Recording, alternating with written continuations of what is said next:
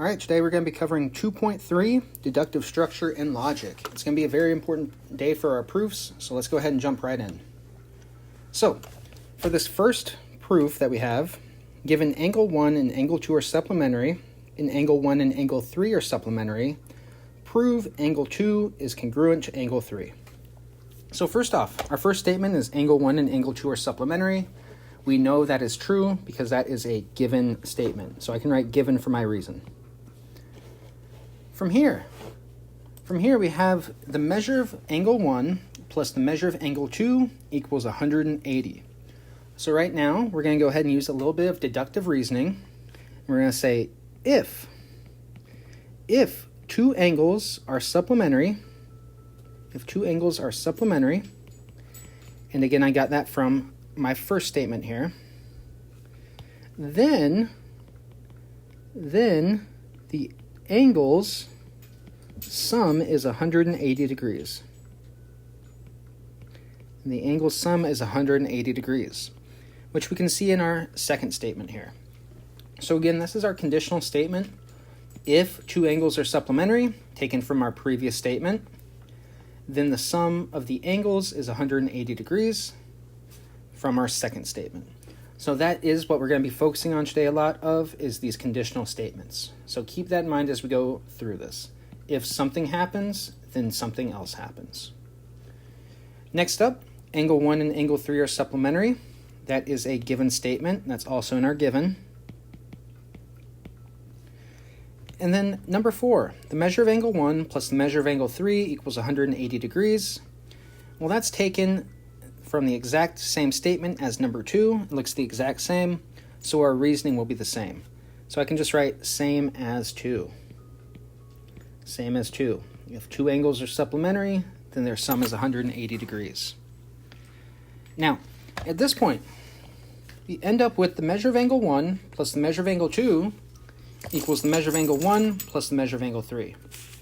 Now, if I look at both these equations, number 2 and number 4, I can see that they're both set equal to 180 degrees.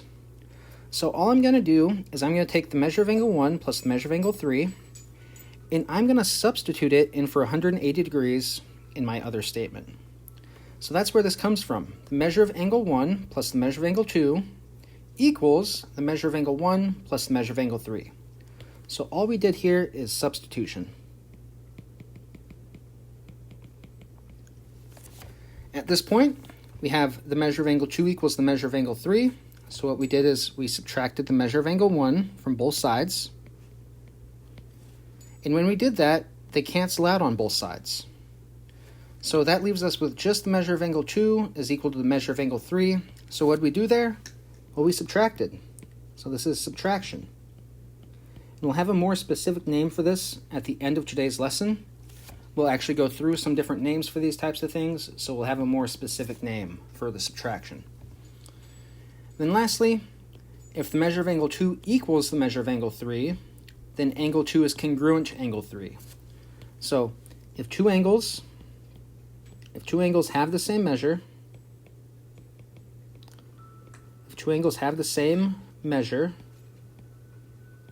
then they are congruent.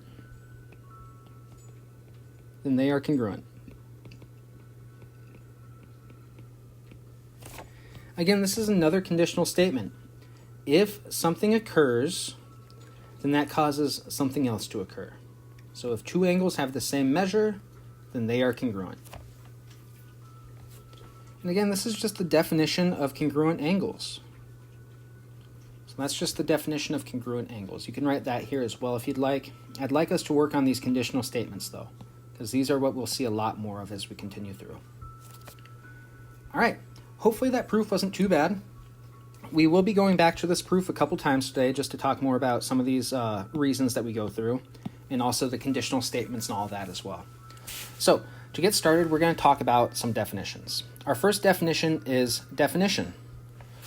So a definition states the meaning of a term or an idea. Definitions can be written backwards as well as forwards. It doesn't matter the order that I write these in, because no matter which order I write a definition in, it won't change. It'll be the same thing no matter what. So for example, congruent angles, If two angles have the same measure, they are congruent. That's the definition of congruency. Similarly, if two angles are congruent, then they have the same measure. So it doesn't matter which way I state that, it's the same thing. It has the same meaning. Next, we have theorems. As we know, theorems are extremely important in mathematics, especially geometry.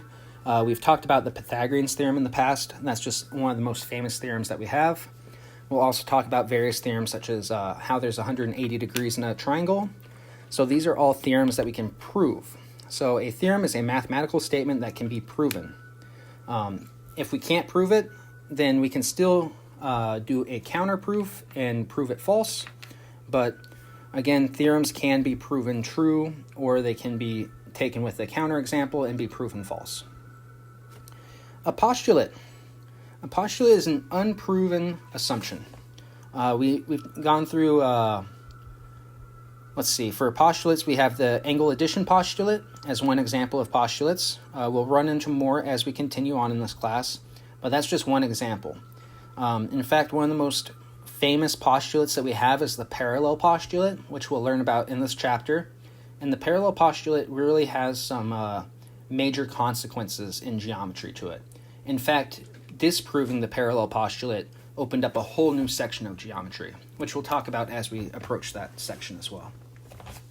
So postulates, again, they're just unproven assumptions. It's an assumption that we can make, but we can't prove it right away. Then a conjecture. A conjecture is a statement believed to be true based on incomplete information. So if I don't have all the information there, but it's something that we can believe to be true, then we can still make a conjecture about that. So just 4 basic definitions to get us started for today. Now, to get started on our actual problems, we're going to talk a little bit more about inductive reasoning. So there's 2 types of reasoning that we'll talk about today. The first one is inductive reasoning. The second one is deductive reasoning. So with inductive reasoning, it's just a process of reasoning that a statement or rule is true because specific cases are true. Meaning, if I see one thing occur, then I'm saying, okay, everything's the same as that one thing occurring. If I see 6 things occurring, everything's the same because I saw it 6 times before. Inductive reasoning is very useful if you have the logic behind it. Meaning, if we have a proof or a theorem that we've proven, then it allows us to use shortcuts on those proofs. However, if I don't have any logic behind my inductive reasoning, then it's all conjecture. It's just all things that I'm assuming to be true based upon some information that's not completed. So inductive reasoning is something that you should be cautious about unless you have the logic behind it to prove it true. If not, then I'm saying, okay, well, this isn't true because I haven't seen it yet personally. However, just because I haven't seen something doesn't mean it's not true. So again, this allows us to determine whether something's true or false based upon specific cases. And inductive reasoning isn't the strongest in logical terms. However, it is useful if we have logic backing it up from the start. If there's no logic from the start, then it's just making a conjecture. All right, so let's go ahead and practice some inductive reasoning. And again, focus on specific cases. So our first one, my neighbor has 2 cats and both cats have yellow eyes. Therefore, when 2 cats live together, they will both have yellow eyes. The given conclusion uses inductive reasoning because it is based on which of the following? 2 observations, many observations, using previously proven theorems to show that 2 cats living together will have yellow eyes, or showing that all cats with yellow eyes live together. So, we're making a conjecture that any cat, if there's 2 cats that live together, then they'll always have yellow eyes. But we know that's not true. We know that if 2 cats live together, it doesn't mean that they have yellow eyes for sure. It just means that they could have yellow eyes. So therefore, this is using inductive reasoning because we're focusing on specific cases. In fact, we're focusing on 2 specific cases. So our answer is A. We see 2 cats. We notice that they both have yellow eyes. They both live together. So all cats have yellow eyes that live together. So again, I only use 2 observations. I just observed the 2 cats, nothing else. It's not many observations. It's not showing that all cats with yellow eyes live together, because that's not a true statement. We know that's not true. And it's also not C. We're not using previously proven theorems to show this. We're just observing 2 cats and seeing that they both have yellow eyes. Let's try another one. And again, we're focusing on the specifics. Find the next term in the pattern. 8, 16, 24. So we're looking for that 4th number. Well, the next term would be 32, because the previous terms are multiples of 8. So the given conclusion uses inductive reasoning because it is based on which of the following? Observing 4 numbers, using definitions and postulates to show that the 4th number must be 32, showing that the first 3 numbers must be 8, 16, and 24 if the 4th number is 32, or observing 3 numbers. Well, looking at this, when we first looked at this, we were looking in the pattern of 8, 16, and 24. So we only observed these 3 numbers. We didn't observe 32 because it wasn't in our first 3 numbers. We made the conclusion that the next term is 32 based upon these. So therefore, our inductive reasoning occurred because we were focusing on 3 numbers. We observed those 3 numbers and we saw a pattern. So again, inductive reasoning is focusing on specific cases. This is 3 numbers, 3 numbers. The last one was 2 cats, so we had observed 2 cats. So again, you're focusing on very specifics whenever you're doing inductive reasoning. Next, let's talk about deductive reasoning. Probably one of the most important, if not the most important thing that you'll learn in this class for the future. So, deductive reasoning. It's the process of using logic to draw conclusions. And again, I want you guys to improve your deductive reasoning skills as you continue in this class, because it's going to benefit you a lot in the future. I want you guys to work on your logic. I want you guys to have logical thoughts, and I want you guys to draw logical conclusions. Because if you guys use logic, then it's going to make it a lot easier as you go through everything in your life, and you're able to use that logic to further yourself, to further what you're looking for. So again, deductive reasoning, I just want you guys to be able to build your arguments and have the logic behind it to prove it. So that's what deductive reasoning will focus on. Now, all of geometry is going to be based on deductive reasoning because we use proofs. We use our basic proofs to prove our more advanced proofs. And as you guys know, these proofs will get more and more advanced. In fact, we've talked about various proofs, Fermat's lost theorems that are worth $1 million if you're able to prove them. So these proofs get extremely hard where there's 5 of them that still haven't been proven. And these are, hundreds of years old. So it's going to be very useful for us to continue to build that logic and work on these conclusions, work on these reasonings, and make sure that we have a sound argument. And that's just going to help you out in your life whenever you're trying to create a sound argument for yourself. So let's go ahead and work on training our logical thinking. Now, to do deductive reasoning, we've already been using it. It uses conditional statements. And if you don't recall what conditional statements are, it's the if P happens, then Q happens, where P and Q are just statements. So again, we see these in our reasonings and our proofs all the time. P is the hypothesis, Q is the conclusion.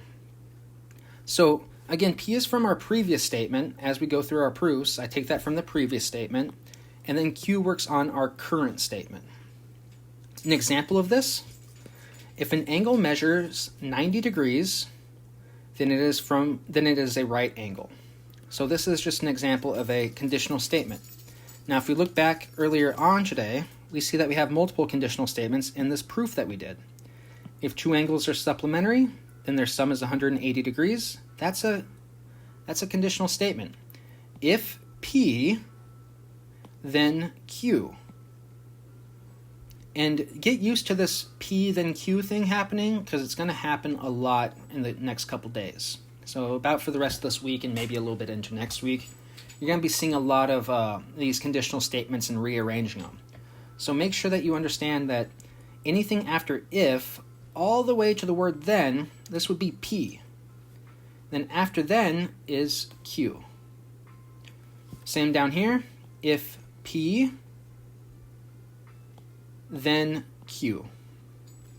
So make sure that you guys are working on getting used to those. It will be extremely useful as we continue, especially in the next couple days even. So just keep that in mind as we work through this. P and Q, again, these are just going to be statements within our reasons. All right, let's go ahead and see one of these. So here's our conditional statement. If Mary received a B on her math celebration, then she passed the celebration. So I can see that we have P here, anything after if, all the way to the word then, so this is P. Then afterwards is Q. Anything after then is Q. So if P, then Q. Now, with this, is this a true statement? If Mary received a B on her math celebration, then she passed the celebration. Well, yes, this is a true statement because we know if you get a B, then you passed. If you didn't get a B, then you still may have passed. But again, a B is a passing grade, so this is a true statement. Now, we want to know whether our converse is true. In the converse, converses are just written in the form if Q, then P. So I'm just flipping around my Q and my P places. So let's go ahead and do that. If I flip this around, I now have, if Mary passed the celebration, then she received a B on her math celebration. So if you pass a test, do you automatically get a B? Well, no. You can get an A, you can get a C, you can get a D. Those are all passing grades. So therefore, the converse is not true. And you guys will notice a pattern as we continue working on these, because we're going to work on converse, we're going to work on contrapositive, we're going to work on all these different types of statements and rearranging these words. So you'll notice that if our original statement is true, and again, our original statement is if Mary received a B on her math celebration, then she passed the celebration. If this is true in red, then our converse will always be false. So if our original statement is true, our converse is always false. That's very important for us. And you'll notice that pattern happening every single time. So I'll say it now, but hopefully you guys will pick up on that pattern on your own as well. Now, with that being said, a couple things. First off, I said this earlier, definitions are always reversible. It doesn't matter the order that I write my definition in, you can always reverse those. Such as if two angle measures are the same, then those angles are congruent. Or if two angles are congruent, then the angle measures are the same. Those are both reversible. As you can see, they don't change meaning if I just flip it around. However, theorems and postulates are not always reversible. They can be at times, but they're not always reversible. So you can't just look at a theorem and say, oh, I'm just going to do that backwards. It'll work perfect. You can't do that. You can do it sometimes, but you can't assume that you can do it all the time. So it's a case-by-case basis for theorems and postulates. Definitions, you can always reverse them. Now, let's go ahead and go back to algebra a little bit and think about what we've done in algebra before. So, remember this from algebra. Example, if 3x minus 5 equals 13, then x equals 6. Of course, we know that we can solve this by adding 5 to both sides and then dividing both sides by 3, which give us x equals 6. Now, we've always followed these patterns. We know these patterns inside and out, how to solve an equation using our inverse properties, but we didn't really give them names. Now we have names for them. So when I added 5 to both sides, that's the addition property of equality. When I divided 3 on both sides, that's the division property of equality. So we're going to start giving these names, and we can use these names to prove these in proofs themselves. So these will actually have a very key role down the road. So it's no longer just add both sides, it's the addition property of equality, or the division property of equality. And in fact, there's a lot more than just those. So let's go ahead and start listing these out and talk about them more. So, first off, we have the addition property of equality. That states that if A is equal to B, then A plus C is equal to B plus C. As another example, if 7 is equal to 7, then 7 plus 3 is equal to 7 plus 3. We're just adding the same number to both sides. In this case, C is equal to 3. A and B are equal to 7. The subtraction property of equality. If A equals B, then A minus C is equal to B minus C. Again, I'm subtracting C from both sides. It's not changing anything if I do it from both sides. The multiplication property of equality. If A is equal to B, then A times C is equal to B times C. If I multiply the same side, both sides by the same number, nothing changes. It's still equal. And lastly, the division property of equality. If A is equal to B and C is not equal to 0, that's very important, then A over C is equal to B over C. Now, C cannot be equal to 0 because if I divide a number by 0, I'll get an undefined answer. It'll give me an error on the calculator. It'll say you cannot divide by 0. So that would give me an undefined answer.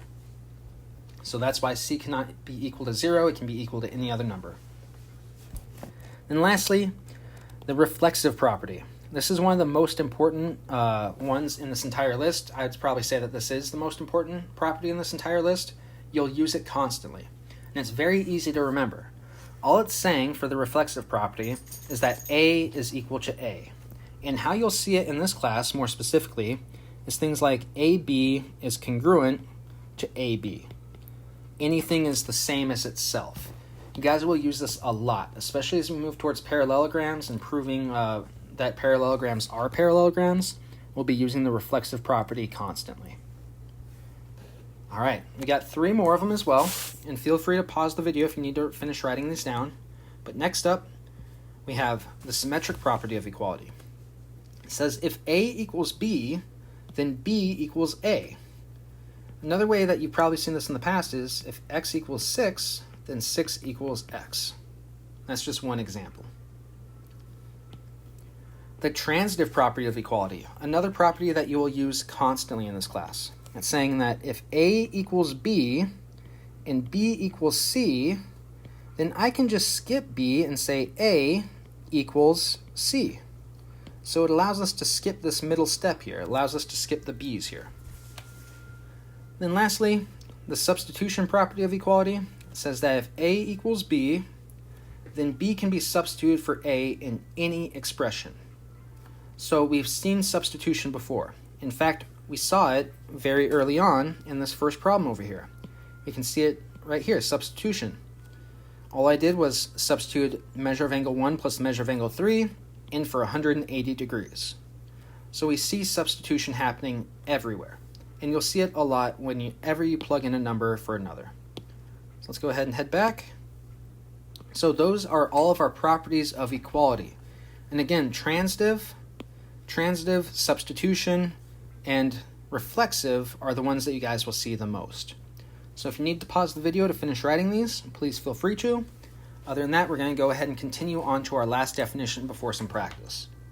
And that definition is of a linear pair. A linear pair is a pair of adjacent angles, meaning they're right next to each other, they're neighbors, whose non-common sides are opposite rays. So they share this common side length right here.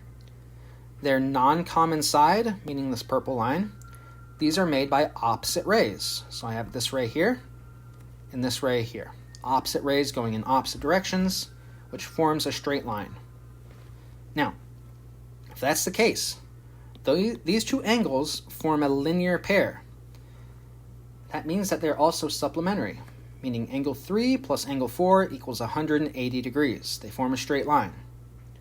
Now, the reason that I can say this is it's a pair of angles, meaning two angles, that form a straight line. That's what makes up a linear pair. A pair of angles that form a line.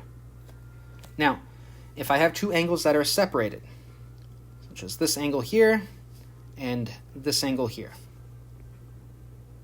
These angles can still be supplementary here, but they are not a linear pair.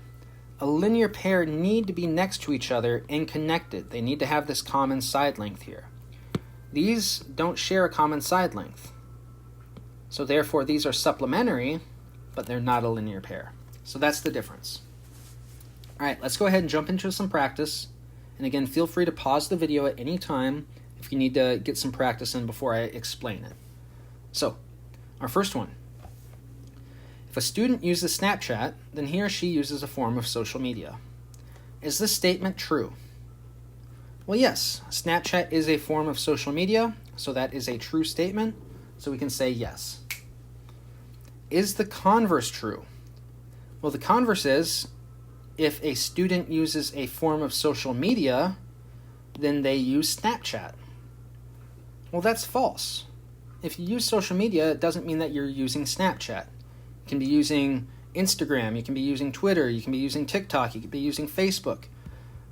Snapchat is not the only social media, so the converse is not true. And again, we said this earlier. If our statement is true, then our converse is more than likely false. The only way that the converse would be true if our statement is true is if it's a definition. Because again, definitions are reversible. If it's not a definition though, the converse will be false as well as the statement. If the statement is true, the converse will be false. The statement is true, converse is false. All right, let's go ahead and try the next one. Feel free to pause the video if you need to. Select a counterexample for the conclusion. The difference between two even numbers is positive. So again, we're looking for a counterexample. So what I want to find is two even numbers whose difference is negative. Now looking at A, I have two odd numbers, so A is out, and same with D. Those will both give me, these both have odd numbers, so they're not even dealing with the even numbers that we want. Now as for C and B, we're looking for a counterexample, so which one will give us a negative answer? Well, that'd be answer B. 6 minus 4 will give me negative 8. 14 minus 6 will give me positive 8. So C is out because, again, I'm looking for a counterexample. So I don't want the positive answer, I want the negative. All right, next up. Determine if the claim is true or false. Squaring a number always makes it greater. Pause the video if you need to and think this one through. This is a false statement. If I square a fraction that's smaller than 1 but bigger than 0, it will always become smaller. For instance, 1/4 squared is the same as 1/4 times 1/4. If we multiply, I multiply straight across. 1 times 1 is 1. 4 times 4 is 16. 1/16 is smaller than 1/4. So it doesn't always make it greater. This is a false statement. Next up. This time use deductive reasoning to select the appropriate conclusion. If a number is divisible by 2, then it's even. Therefore, the number 28 is divisible by 2. So if the number 28 is divisible by 2, what does that mean? If you need to pause the video, please feel free to. So, first off, all even numbers are divisible by 2. We know that. That's our first statement. That's not a conclusion that I'm drawing. So A is out. B, the number 28 is an even number. That may be something that we can use down the road. The number 28 is an odd number. Well, that's not true. It tells me 28 is divisible by 2. So, and also 28 is not an odd number. C is out. All odd numbers are not divisible by 2. Well, that deals more so with what we're dealing with. That's not really talking about a conclusion that we're working towards, so D is out. So that leaves us only with B as the acceptable answer, because if a number is divisible by 2, then it is even. If 28 is divisible by 2, then 28 is even. So B is the correct answer. Next, complete the explanation of the error. If x squared equals 4, then x equals 2. The value of x could also be blank. So, for this one, we see that 2 squared equals 4. What other number squared will equal 4? Well, that'd be -2. -2 times -2 will equal +4. In fact, anytime that I square a negative number, it will always turn positive at the end. So anytime that you square a negative number, it will always turn positive. Anytime that you square a positive number, it will also always turn positive. Next, go ahead and find a counterexample. For any integer n cubed is greater than 0. For any integer n cubed is greater than 0. So integers are all the negative numbers and all the positive numbers. So, for this one, of course it's false because we're finding a counterexample, and a counterexample is any negative number. If I choose -1 as an example, then I have -1 cubed. Well, that's the same as -1 times -1 times -1. Well, -1 times -1 is +1. +1 times -1 will leave me with -1. So no matter what, if I take any negative number and I cube it, I raise it to the 3rd power, it will always come out negative. If I cube any positive number, it will always turn out positive. But if this is raised to the power of 3 and you plug in a negative number, you'll get a negative number as a result. Next up, each angle in a right triangle has a different measure. Find a counterexample. So, if we have a triangle, it's a right triangle, we want to find a triangle that has 2 of the same measured angles for our counterexample. Well, if there's 180 degrees in a triangle, then these 2 angles would have to be 45 degrees. So it's a 45, 45, 90 triangle. These 2 angles are the same, so therefore this is a right triangle with 2 angles that are the same. And again, 45 plus 45 is 90, plus 90 gives me 180 degrees. Next up, determine if the conjecture is true. If it is not true, find a counterexample. If n is an integer and n is not equal to 0, because we're dividing, then 1 over n is greater than 1 over n cubed. So go ahead and either determine if this is true or find a counterexample. Well, for this one is definitely false. If n is equal to 1, this all breaks down, because I'd have 1 over 1 is greater than 1 over 1 cubed. Well, 1 over 1 is just 1, so I have 1 is greater than 1 cubed. 1 is greater than 1. 1 is not greater than 1, 1 is equal to 1. So this is a false statement right here. So therefore, just this number was enough to disprove that this is occurring, that this is true. So this is a false statement. Lastly, we have this proof. So go ahead and pause the video if you'd like. Try and piece all of these together, just taking one from each of these up top here. You're going to fill it in for your reasons.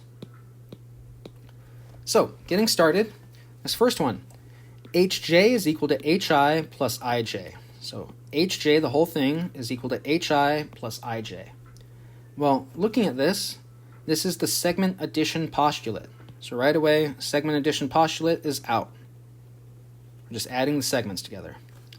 From here, I replace hj with 7x minus 3, hi with 2x plus 6, and ij with 3x minus 3. So all I did was I substituted in for each of those segments.